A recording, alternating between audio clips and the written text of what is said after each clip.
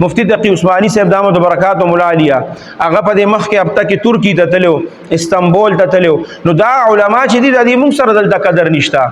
الته کې چې د مفتی تقی عثماني صاحب کم عزت او کم قدر کو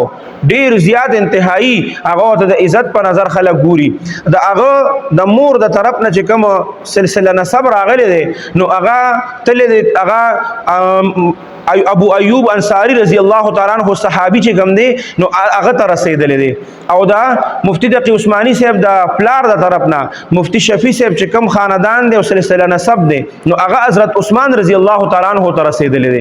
نو د دوانو طرفونو ګوره څونه بهترین صحابه کرام سره د هغې نسبت لګېدلی دی نو هغه دا چونکې چې د هغې مزار چې کوم دی د ابو ایوب انصاری رضی الله تعالی عنہ هغه په استنبول کې دی ترکی کې دی نو د هغه مزار سره په خوا کې ناست او الته ته دا ترکی دا غټ علماء کرام راټول شوي دي او هغې ته د حدیثو اجازت ورکوي دا څونه غټه خبره ده زمونږ د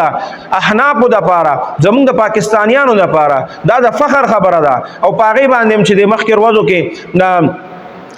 شیخ مولانا ناصر الدین البانی رحمت الله علیه سره چې یو ځای کې داسې بحث راغلی مفتی تقی عثماني صاحب په خپل کتاب کې د هغه په باره کې څه لیکل کړي نو چونکې زمونږ اهل حدیث حضرات چې دي د هغه ډېر زیات عزت کوي د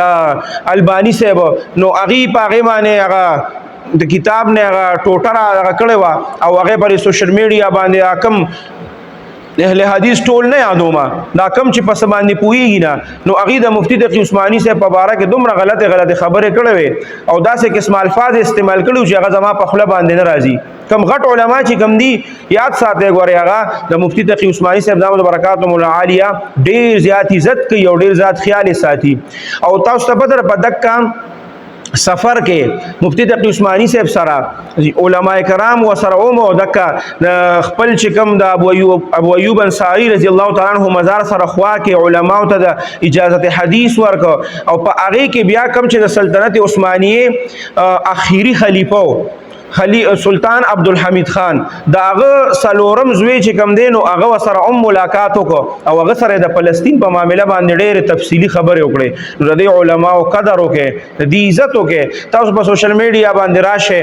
د کم علمۍ د وجې نه د دې خپلو علماو تاسو دومره زیات سپکاوي وکړئ چې نورو خلکو د ځان هم سپک کړئ او د خپلو علما هم سپک کړئ